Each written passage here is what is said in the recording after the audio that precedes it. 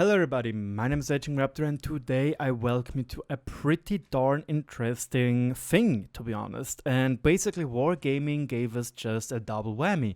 Not only in the super test we got news about a tier 1 to tier 4 hit points rebalance, meaning that all those low tier tanks will get a lot more hit points, but no, today we got for 1.5.1 we got crew booklets, which basically allow you to get booklets which have crew experience in it, and well, they can help you immensely, basically. So that is incredible, if I would say so myself. And that's really interesting too, because those two things, in my personal opinion, have a huge impact for low tier games and could be even a salvation or part of a salvation to help newcomers. So if you are somebody which would be new to World of Tanks, I welcome you, but at the moment, right now, without those changes, I think it is incredibly hard and quite disheartening to start and try learn World of Tanks. And a friend of mine tried, and he gave up after 250 games. Two things which I noted from what he was writing to me was basically he hated that there are other people or other players out there which have much better crews and much better equipment, and his tank is running around in stock equipment and basically has no chance, especially with a bad crew. And the second one being he makes one mistake, he gets two-shotted, dead, he is out. And maybe even getting one-shotted depending on what type of gun it is. So those are two significant parts of why he left World of Tanks again after trying to play it. And I do think 250 games is still an investment. It's still a lot of an investment into this game, in my personal opinion. So yeah, those were the changes those was what my friend said about World of Tanks. So now let's have a look first at the HP changes, or hit points changes, and then we have a look at the crew, because that's why we are right now on the 1.5.1 test server, because the crew booklets are already introduced right there, so we can even do some little bit testing with them. So the first thing is, again, they wanted to make the progression between lower tiers and higher tiers more fluid, making it, as you can see from this orange dotted line, to the green light, making it a lot smoother. But what does this mean? They basically just made a coefficient which will get added to the tier 1, tier 4, tier 2, 3, 4, 5, and 6 tanks. And it basically multiplies their HP. So on tier 1 you get 250% more HP, while on tier 6 you will get 112 more HP. And yes guys, this means in theory the TOC 2, which has 1400 hit points if I'm not mistaken, gets after this buff, oops, that's not what I wanted to do, that's bad, no. Gets after that buff, gets 1.12, gets 1568 or maybe 1570 HP new. And that is pretty weird if you think about it. It's a small buff, makes this tank have more HP than some tier 7 tanks, but it's there. So that's a little weird buff for this mighty hippo, mighty HMS TOC. But the most important thing is that for lower tiers this makes a huge difference. For example, they gave it right here, the MS-1, the tier 1 Soviet tank, or the Master Sniper, if you know what I mean, gets new 215 hit points instead of 100. And I have to steal the comment of Pura Spam's Special Ammo. Actually a very good name. He makes an incredible good example of why this change makes so much more sense. He says, I like this. Currently at lower tiers, say tier 1 example, you die in 2 to 3 shots, 2 seconds apart by an equal tier tank. To emphasize just how crazy that is, I'll scale it up to tier 10 hit points. The idea here is to show how ridiculous the DPM of tier 10 vehicles would have to be to provide the same gameplay. So here goes. Current tier 1, 100 hit points, dies in 3 shots, enemy tank has a 2 seconds reload. At tier 10 of all tiers had to the same kill time, 2000 hit points, dies in 3 shots, enemy tank has 700 damage per shot with a 2 second reload and can keep firing constantly. Imagine that an Object 140 with 700 alpha and a 2 second reload. That's low tier right now. And I have to say he is pretty much on point. And that is why this crew HP rebalance is this hit points rebalance is absolutely a great way into this. Well, it's a great step into the right direction for newcomers, because, and I wrote that down for me a little bit, the pros are you'll survive longer, not getting too shotted, and you don't get screwed over for making one single mistake. You might not get 2 or 3 shotted, you might get 6 shotted. Yes, the games will also take longer, but again, you can make more mistakes in that time without getting completely abolished or basically just killed from the earth. I like these changes, but don't get me wrong, guys, this also comes with its own cons or problems.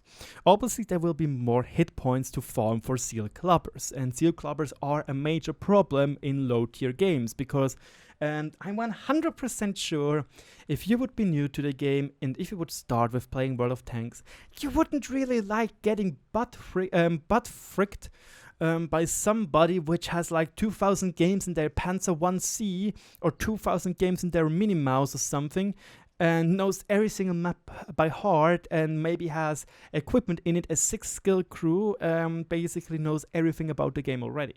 This is an incredible steep learning curve, and yes, there are other games which also have such problems like League of Legends. Smurfs are a thing there, and Smurfs are going to screw you over, especially in ranked games. But at least there is no real longevity or like long player bonus, or I personally called it that there is no like in League of Legends there is a skill gap obviously, but in World of Tanks there was, in my opinion, more a skill gap, less than a skill gap, but more a gap of who played the longer and has more credits and more crew XP to spend on more crew skills. So again, I do think that this change, those hit points change, are great. Problems, however, are also it may be less realistic, but then again, World of Tanks is an arcade game, so you can't go for realism there. And maybe crew knockouts might be more consistent in lower tiers than there are in higher tiers, so this might be a problem and leads to spending more money on a medkit in the end. And obviously, expected WN8 values have to be redone, because with an increase of 214 hit points, there's a lot more HP to farm, as already stated with the seal clubbers. But overall, I think even though the cons in number are higher than the pros, I think the pros are much stronger than the cons, and I really welcome this change, and I hope this makes, especially for newcomers, the game a little bit more easier. There are other things which should be done for lower tiers to make it easier for new players and less enjoyable for stats padder, but I want to talk about this in a separate video, otherwise this video will be way too long, because now we're already 8 minutes in and have to look at the crew books. So the first thing, let's just have a look at what Wargaming is saying. And first things first, a lot of people are scared that they might be able to pay with real money for them and make warriors even more overpowered. But at the given moment, what we have right now, there are no evidence that you can buy those booklets for real cash, for your real euros, for your real dollars. They are rewards in various game events, as a free items for rewards for merit, which have a drop chance in the tier 5 to tier 10 games, and sometimes are available for credits, and those credits have a lot of people concerned, but I'm going to talk about this in just a minute. So there are 4 different booklets at the moment. We have the training booklet, the training guide, the training manual, and the personal training manual, which is like the most best thing you could ever have. So the booklet boosts the entire crew of a specific tank and is available for reward for merits. This one, the guide, does the same thing, but it provides more crew experience compared to the training booklet. The training manual, and it's also available for merit. The training manual is only for in-game events and boosts the entire crew of a specific tank, and at the moment it's also being able, at the moment we can buy this booklet in-game for 2 million credits. And lastly, you have the personal training manual, which boosts a specific crew member of your choosing, is only in-game event rewards, and gives you a huge boost.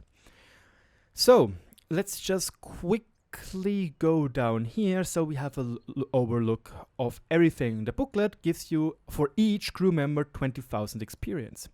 It can only be used for vehicles of a respective nation. The major qualification of all crew members must be 100%, and you must have a full crew. The training guide is exactly the same as the training booklet, but gives 100,000 experience. The training manual is again the same, but gives you 250,000 experience. Again, it's exactly the same as the two above from the rules. Only the personal training manual is different with 850,000 experience, and it doesn't matter what qualification your crew has, and you can even do it with incomplete crews because it's only specific to one tank or one crew member, excuse me. So for example, only your commander or only your reloader, etc., etc. So how does this look in game, and how can we have a look at it for fun? So right now, let's just make it a little bit clear. We are going to pay for a 75% crew commander. So now we can go here to the CREWBOOKS and purchase one of those training manuals. Only specialization for the BT2, it looks like. So we buy one, it costs 2 million credits and gives us 250,000 experience. But yes, we cannot apply it, and that's due to the fact because we don't have 100% major qualification. So to make it pretty simple, we are going to give it a 100% crew, and now we should be ready to rumble. We go once again up here, and right now we can apply it, and you can see it goes up for everybody. So we have no crew skills on it. Let's just apply 250,000 experience at a 100% commander, and everybody got this. Everybody, this one, this guy, and this guy got those 250,000 experience. So with one of those booklets, you can have, for example, 6th Sense. That's pretty neat. And you can even have Brothers in Arms. That's incredible neat, but only at 50%. So one of those booklets or 250,000 experience gives you 1.5 skills. But don't forget, you cannot use them if your crew is not at 100%. So, but what we can do once again is we can do the same thing again. We can say, you know what, I like this, let's apply another one. And it worked out. And another one. And now we used 2 of those. We used 3 booklets, and now we have a decent crew. Or rather, our crew tank commander right here got a decent chunk of things. We now got 6th Sense, we now got Brothers in Arms, and we got our 3rd skill at 58%. So we needed 3 booklets for a 2.5 crew skill, which is 6 million credits at the given moment. Don't forget, those prices can still change. So this is how it looks right now, but obviously we could also say, you know what, I don't know, I don't care, we can use it on something like this guy over here, the Object 260, we can use a big one, and you can see it doesn't matter on what tank you paid them, they are always 2 million credits, so right now we can just use it on whatever crew we want, and obviously it would be more suitable to use on a crew with big amounts of people. So let's have a look if we can, for example, this, like the Großtraktor, would actually be the best thing ever. You need to buy a new training manual because they are nation specific, so we pay one, but now we can use them, but it doesn't work because those people are for the E50M. For some, the crew do not meet their settings, so you have to have the same amount of crew. So in theory, you would need to home those people. So they are crews of the Großtraktor, so you can't really use that little cheat, which I was for a second super hyped about, by the way. But again, we can use it, for example, here. Those crew members are all on point, and we can buy another one. And we can use it again. UDA, so awesome. And the training booklet does the same thing, but only gives 20,000 experience. And that's a little bit saddening, because let's just have a look what happens if you use 20,000 experience Well, first of all, again, we do our little test. Can we even apply it? No, we can't. You can see the crew does not meet the requirements because it is not at 100% and it's not the same tanker. And again, we can do on current vehicle, give it 80% schooling. Once again, we can try, but it won't work. The crew doesn't meet the requirements. It has to be at 100%. So let's just give him the 100% crew. And now we can use the small booklet. Gives us 20,000 experience per person. So yeah. Now it is a 50%. The problem is, however, you need 200,000 crew experience to get the first skill, if I am not mistaken. This is what this calculator right here says, and also other calculations say. I'm not entirely sure, but it looks like it's 210,000 experience or crew experience for the first skill. So in theory, you would need 10 of those booklets to get your first skill, which is a little bit a lot. So now let's talk about the pros and cons of those booklets. I think those booklets can have a huge advantage for a new player, and they might even think, you know what, I might try to, instead of going for a new tank, I would maybe keep my change and grind those 2 million credits or 5, or I don't know how much it will be on live, so those are still test values, and say I'm going to get it for a new crew commander or new crew in general, and give it so I have my first Sixth Sense, which I still think Sixth Sense should be a base skill on the radio operator for everybody, because Sixth Sense is the most important thing, and it's unfair to not have Sixth Sense. I wrote something down which is only working if you have the biggest booklet, which also gives the most things. It's this manual guide. Wait a second, let's just have a look. This one, the personal training manual. But the problem is, it looks like they will be very rare, and the XP they give is 850,000, which is incredible much. What I've seen so far, Pro, is they are not purchasable for real life currency, but they are purchasable with in-game currency. So you need to watch out for that. And yeah, we're coming to the cons in just a minute.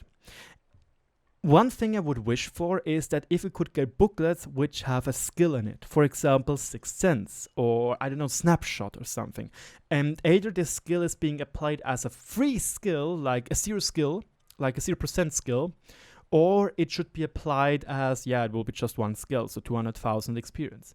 But that could also help immensely for new players, and there are a lot of options which Wargaming didn't look at yet. So yeah, this would be amazing. The cons, however, are, yes, it devalues grinding from back in the days.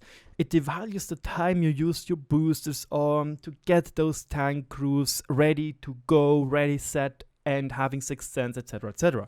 And that is obviously a big problem for the long players, or the players which play the game for quite some time.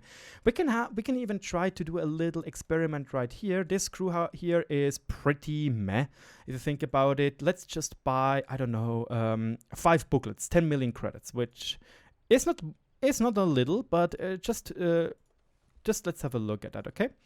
We're just going to do that. We're going to use all of them, which we just got. Wait, I think we even got 6 by accident. Let's just do 5, I think we just did. 1, 2, 3, 4. No, never mind. We have one more to go. So now we put in 5 of those booklets. So let's have a look what happened to our mech crew. What happened basically is did we got more? Did we actually got decent stuff out of it? And yes, we definitely did. I'm not entirely sure if this Brothers in Arms is actually a 0 skills crew, because that would be really misleading. Frick, I'm stupid. But you can see we got a lot of this out of this. We bumped our crew up quite a bit, basically 2 skills, which is something you should not forget, and that is awesome if you think about it. We basically just made our crew incredible strong for 10 million credits. Which, with 5, 250, 1,250,000 experience. So that's, yes, again, I do totally see the problem for players which think, yeah, but I basically did everything myself. So was it a 0? Yeah, it was a 0% skill crew. Sorry for that, that's a little bit misleading. This new mechanic can also attract bots in this game, meaning like just again stupid bots which do nothing except for clicking into battle, driving around a little bit, and get their credits. Because you will maybe need a lot of credits for that. And I wrecked my microphone arm again. And lastly, obviously, wallet warriors can easily get good crews with no grind that just need their credits. And buy a Fort Knox and you have like 30 mils or something, or 10 mil. No, I think it's 30, I'm not sure. But you get the gist. Like, I see the cons of this new concept, and it really depends on how high the price is set for those 250,000 experience bundles. One thing I really do not like about what we have here right now is simply the fact that only the biggest book, which probably will be the most rarest one, is also being able to be applied for doing nothing, or basically for having a crew which is not 100%. This is my biggest problem, because those training booklets can have huge impact for low tier games. And especially for newcomers, because again, it is incredibly unfair to play with a 50% crew or an 80% crew against somebody which has 100% or 120 or 132 if they're playing with Wents, with Brothers in Arms, and with Rations. So this is a huge difference. So I really, really think that maybe the training guide should not be able to be applied to the whole crew, but just for one person. So you can get, for example, your gunner or your loader or something up on top where you want it to be. And maybe make those less impactful. Maybe give it 220,000 instead of 250, because then you would just get one skill, and after that it doubles basically. If you have a look again at this chart right here, you can see it basically doubles. So you need a lot of experience to get a decent amount of crew. And lastly, I think those personal training manuals should probably not be 850, but maybe around 400 max, depending how rare they are. Like, I personally want to see the ability to get booklets like the training guide, which is just for one person, to help new players out, which can say, you know what, guys, you know what, I got 2 training guides. And, or let's say it like this, I got 3 training guides. I have a 75% crew. So in theory, I could say, it's a totally new tank to me. I could say, Adrian, I'm going to we have 3 crew members. I'm going to make every single crew member at 100%, and that's it. I use my 3 booklets, and I'm happy. Or Mr. New Player decides, you know what, I might be a little bit smarter. I'm going to use all 3 booklets on my commander, so my commander will at least have 6 cents, and it will be at 100%, boosting my whole crew. That would be amazing. I think the training guide should be for crew specific only. The training booklet should maybe give around 50,000 experience for each, maybe, because 20,000 is actually very, very useless. And the training manual should maybe give around 200,000, maybe, or 220,000, so you can just get first skill. Overall, I totally get the cons of this system. And I understand the frustration for players, which are like, yeah, but I invested so much time to get a great crew in those tanks. I used boosters in those tanks, and now just some guy which plays 24/7 Stronghold can just get a crew which is basically amazing for nothing except for his credits. Even this crew right here is full grinded. Like, I grinded everything for this crew. This crew has 958 battles in it. That's a lot of battles. I used it in frontline, I used it through the whole grind. And I didn't use any booklets on it. So I'm proud of this crew. 5 skills, or we are at the 6 skills net now at 70%. That's a huge thing, and I'm happy about it. But I have to say, let's don't be egoistic about this. Yes, this can have implications for wallet warriors, but if it makes life for new players more enjoyable, please do it. Because, and I just want to say one crucial thing, we should not be egoistic. This game at the moment has dying player base. Like, day after day, we are losing players, and day after day, new players just quit the game. I saw it myself with my friend. I saw it myself with another friend, which just got too frustrated. The crews are definitely not amazing. I wish for a completely crew overhaul, which would be something like in World of Warships, so that every single person has 100% every single time. So the gap between a paying customer or somebody which has a great crew in it to somebody which has no crew at all shouldn't be tremendous or huge. That would be my wish thinking.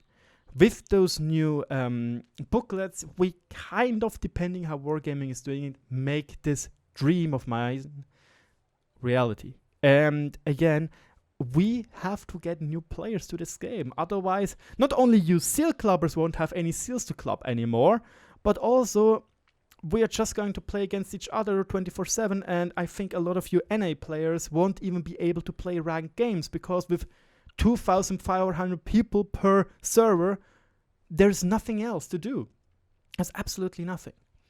So I'd say there have to be still some changes to the booklets. Again, I suggest to make one of the booklets being able to also use for one person and give like 100,000 experience, so they can decide, hey, I want to use that to make my commander 100% again, or give it 6 cents or something. And other than that, I really like both changes. Let me know in the comment section what you think about those changes. Thank you so much for watching, and thanks so much for keeping with me for way too long once again. But I think it was necessary, and I'm sorry if I sound a little bit tired. I was cycling for 50 minutes today and up the hill, and it was exhausting. Thank you so much for your attention. Have a great day. And Xander, I tried to play with the lighting of the camera, but I think I have to change my lamps first. Then we can do something. Goodbye.